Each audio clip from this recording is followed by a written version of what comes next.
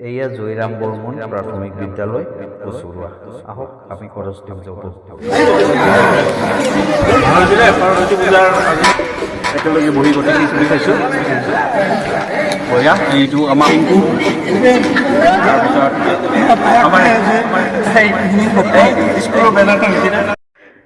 স্কুলৰ উক্ত বেনাৰখনো আমি দেখুৱাই দিছোঁ আৰু সৰস্বতী পূজাৰ সকলোলৈকে শুভেচ্ছা জ্ঞাপন কৰিলোঁ।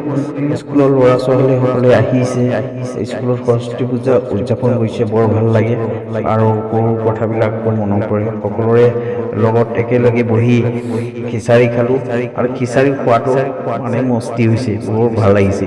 খিচাৰি বঢ়িয়া খিচাৰি বনাইছে আৰু যি ৰান্ধনীয়ে বনাইছে তেওঁক ধন্যবাদ জনাইছোঁ, ভাল হৈছে দেই।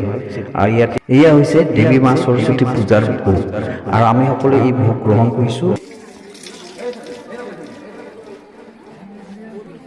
ৱাও, এইয়া চাওক দেৱী মা সৰস্বতী সুন্দৰ সাজ পোছাক পৰিধান কৰি আহিছে। এয়া সৰস্বতী মা বিভিন্ন ৰূপত দেখা দিছে চাওক, আৰু পূজাৰ ভোগ গ্ৰহণ কৰিছে চাওক। আৰু এই পূজাত ৰাইজে সহায় সহযোগিতা আগবঢ়োৱাৰ বাবে ৰাইজক ধন্যবাদ জনাইছোঁ।